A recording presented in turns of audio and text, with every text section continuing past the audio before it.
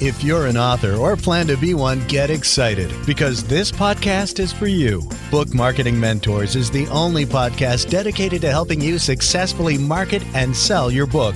If you're ready for empowering conversations with successful marketing mavens, then grab a coffee or tea and listen in to your host, international best-selling author Susan Friedman. Welcome to Book Marketing Mentors, the weekly podcast where you learn proven strategies, tools, ideas, and tips from the masters.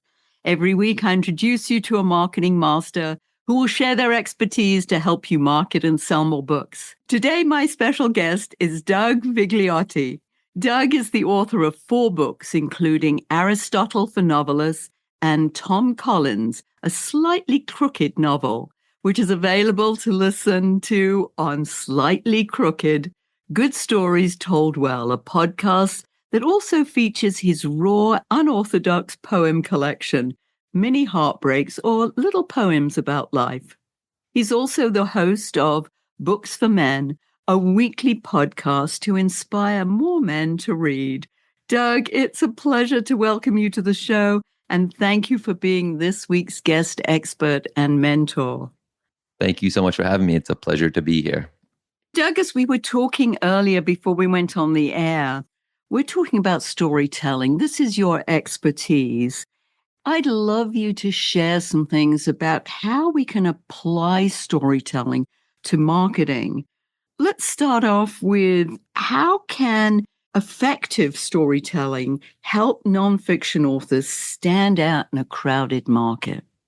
This is a really good question. I think it's one that you'll find is manipulatable to every person's story. And there's fundamentals to telling any story, whether it's on the page, on the screen, or in one's life, or whether they're trying to tell a story about what their book is about or what their brand is. And specifically that relates to who they are.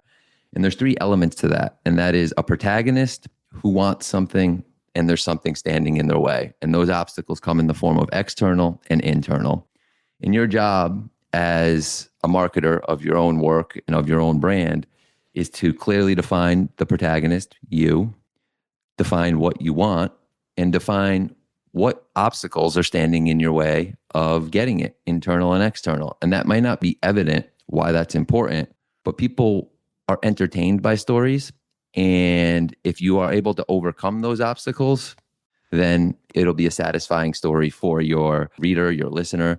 And if you succumb to them, it's a tragedy. And that is a short definition of what an Aristotelian comedy and Aristotelian tragedy is. So you have a protagonist who wants something, and there's something standing in their way. How could you communicate that to your audience in an entertaining way? And often, this is what their book is about. That they often experience something, they overcame it, and now they want to share that expertise with their reader, somebody else who might find themselves in that exact same situation. Now, I know that there are several components to a story. Let's talk about these so that, as you said, you've got the protagonist, you've gotten something that stands in the way. But are there some other components of story that our listeners should know about? We talked, a little bit there about the protagonist and the plot, right? So your plot of your story would be you or your protagonist who wants something. There's obstacles standing in their way. But then we have to start looking at how we define that character. This becomes something that Aristotle is pretty specific about. And he says that there's 4 traits to a character, and that is goodness, appropriateness, relatability, and consistency. And goodness would be character is good if their choices are good.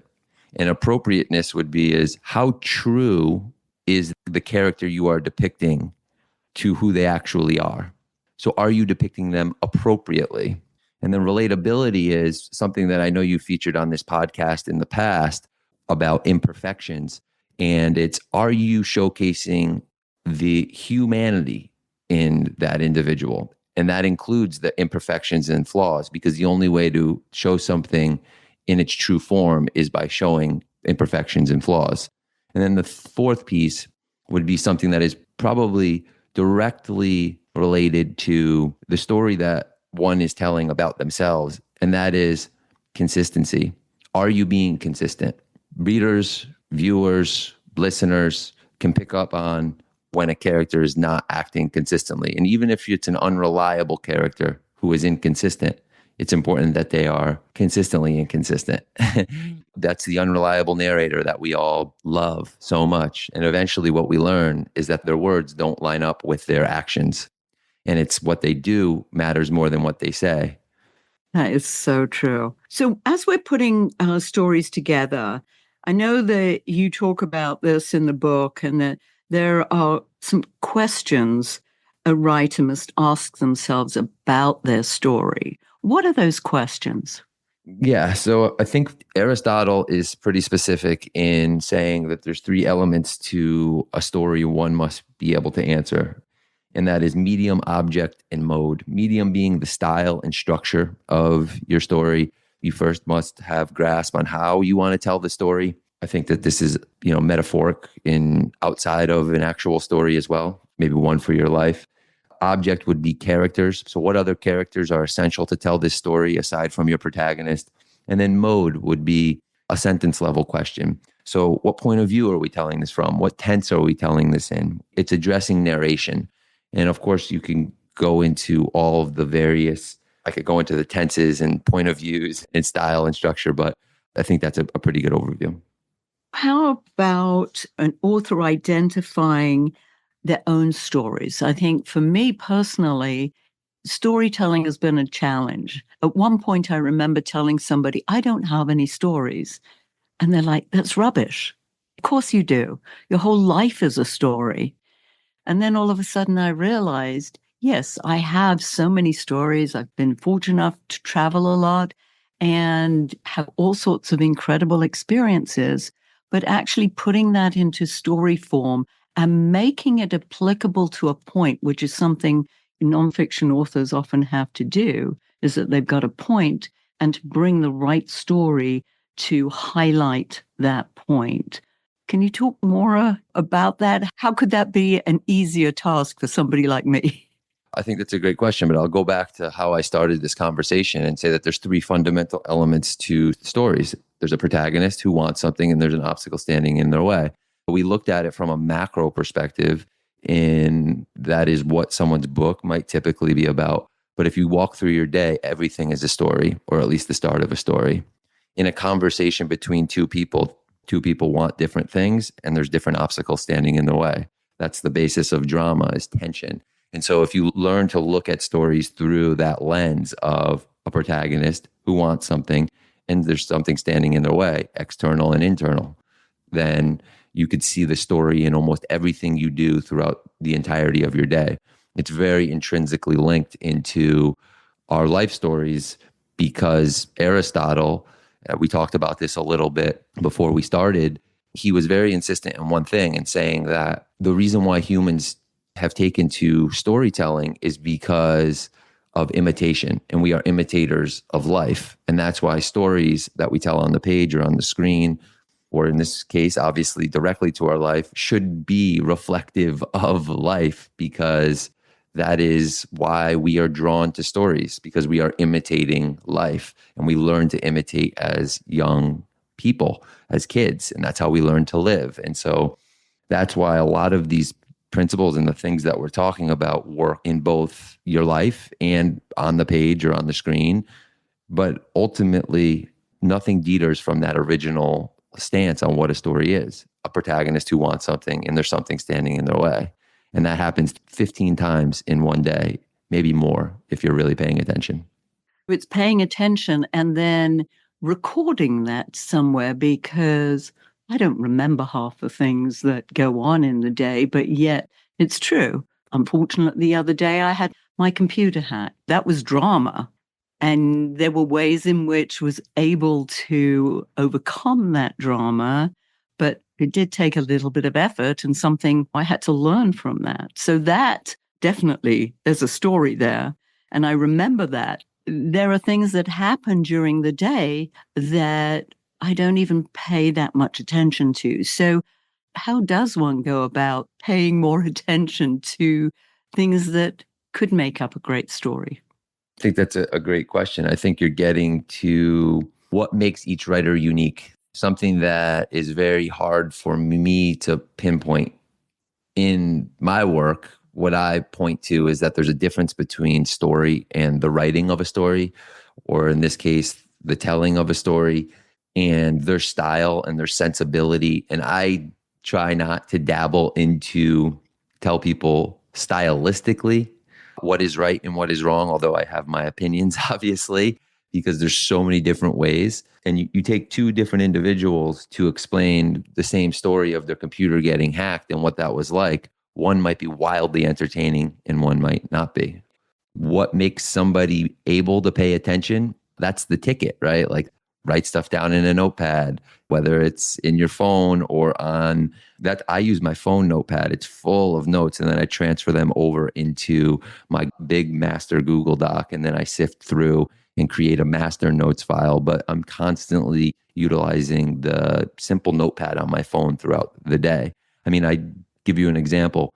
As I was driving up Vermont Route 30 not too long ago to go to a wedding, I was just writing single word descriptors of the entire drive up, and I came away with probably 40 of them. That could be nothing, but it's just paying attention. It's shingles and rust and wood and worn down barns and creeks that are half full, bare trees and branches, and like just these ideas. And then you go back and you transfer those onto your computer, and you sift through and you use what you can. I mean, that's just a way to describe setting, but it was just an example that I had in my mind. I love the fact that you illustrated that, because I wouldn't have thought of just writing words down like that to remind myself. I would have written the whole thing, or bullet points at least. I love to write in bullet points.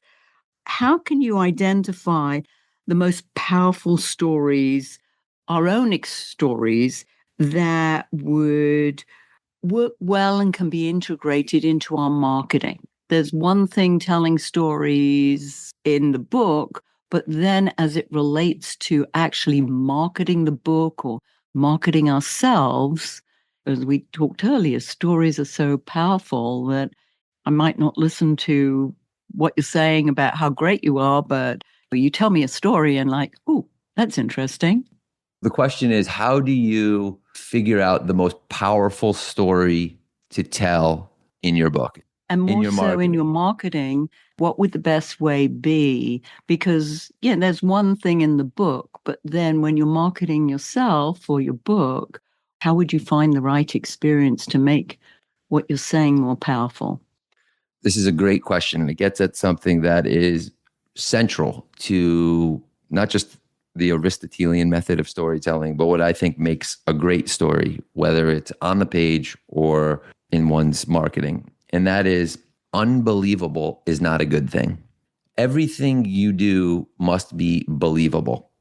So if you're watching a story or if you're listening to a story and you start thinking to yourself, I don't believe that, you're much less likely to pay attention to what that person is going to say next and what they have to talk about and what they have to teach you or what they have to do anything. And in a story, believability, it's all about maintaining that believability and suspending disbelief in your audience.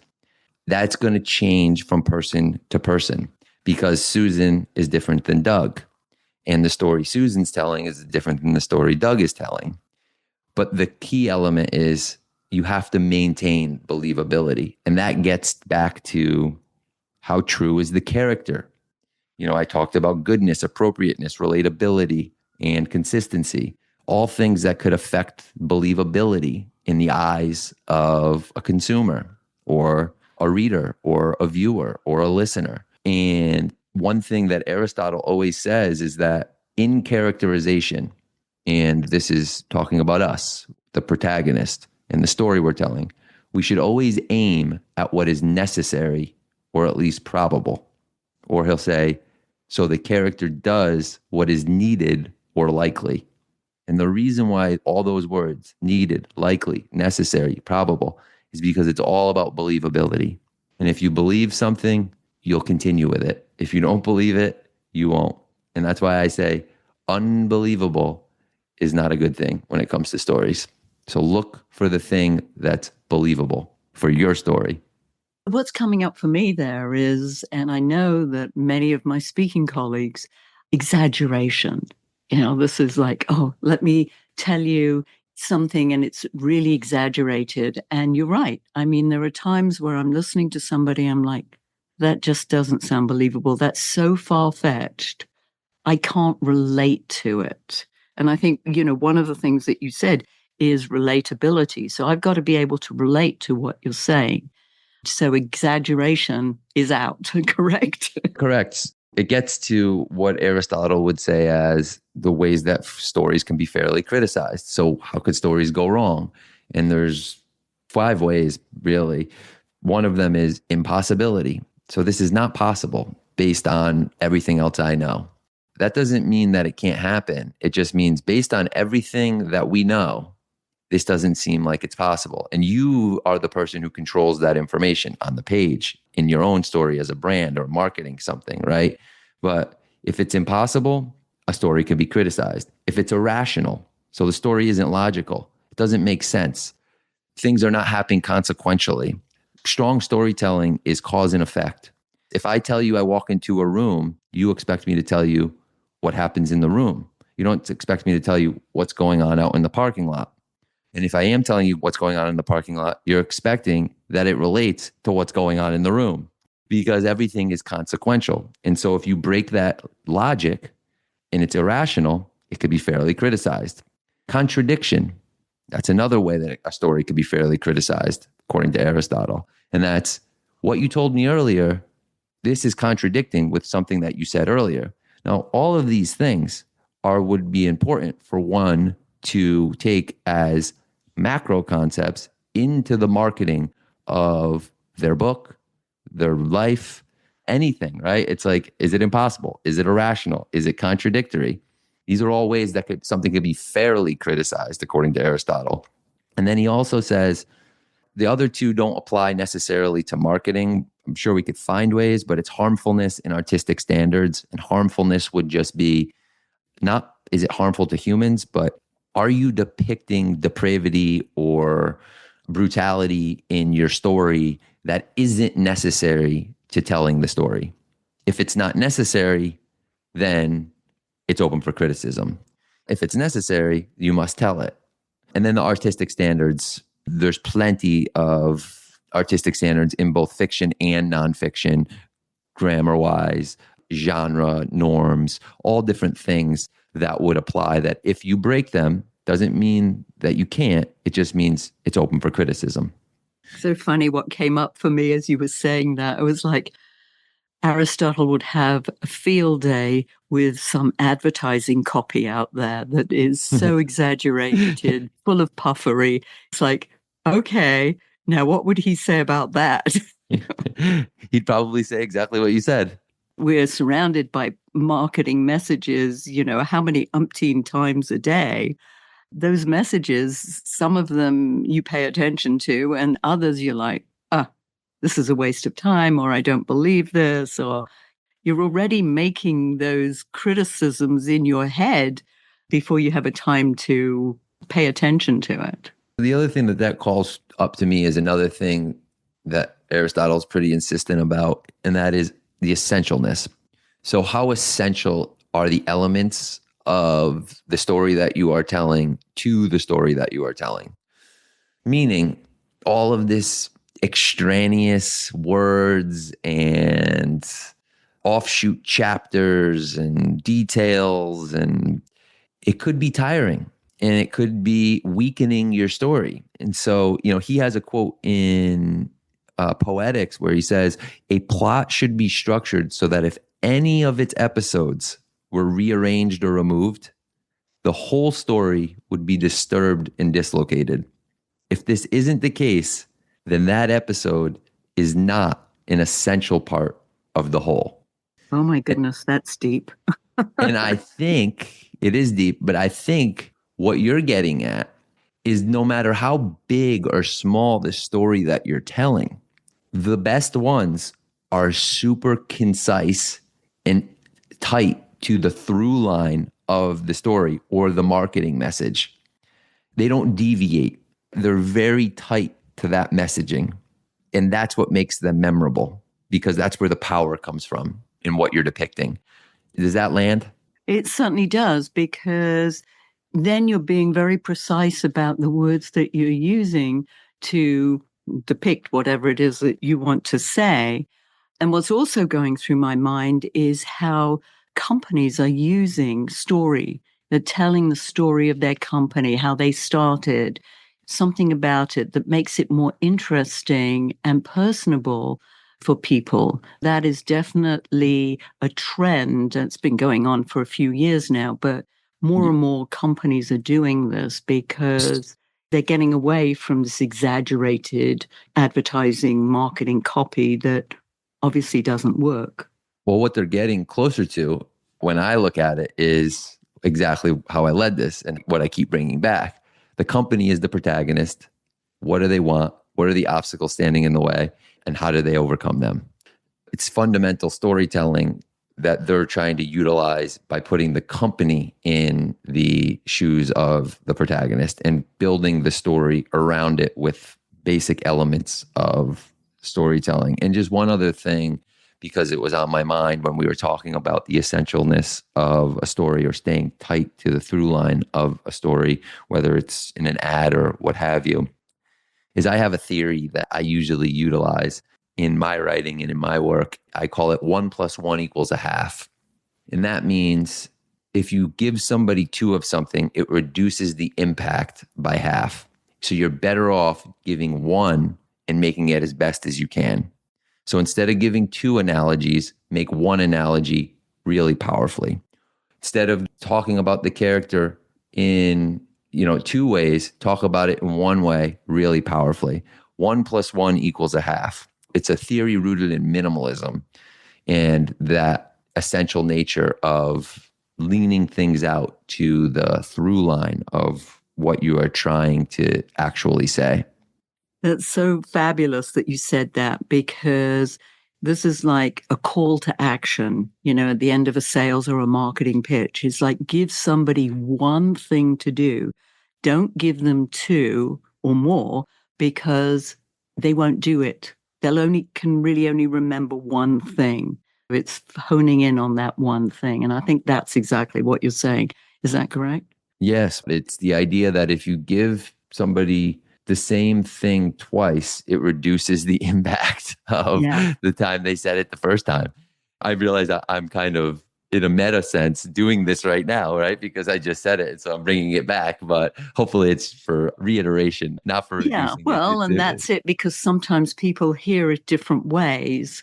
And we absorb information differently. And some people like to see it. Some people need to hear it. Some people need to feel it. I mean, it's all of those. You're painting a picture with your words. You want people to relate to that, and they can see it or hear it, however they take in information. That's the goal with these podcasts and with these conversations.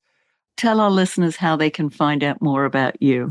Very, very easily. You can either go to my website, douglasvigliotti.com, or if you're interested in the book that I've been referencing and talking about, you can go to aristotlefornovelists.com. You gave us so much goodness and what we could get out of that book. I mean, I didn't realize how incredible Aristotle was. You've really given me a whole new appreciation for that. Thank you. If you're going to leave our listeners with a golden nugget, Doug, what would that be? I'm not going to deviate. I'm not going to give you 2 of something. I'm going to give you my golden nugget. And that is, as far as possible, a story should contain no unbelievable parts. No exaggeration. Believability is the key element in the story that you are telling on the page, on the screen, or in your life. That is absolutely fabulous. I've learned so much, Doug. I really appreciate this, for you sharing your wisdom. And listeners, you're going to have to listen to this many times, because there was so many golden nuggets throughout, some treasures, gems. I want you to go back and listen to them all.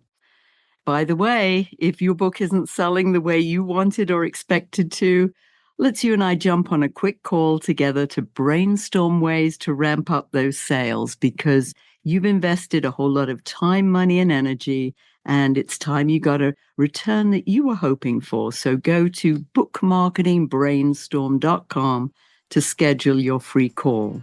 In the meantime, I hope this powerful interview sparks some ideas you can use to sell more books.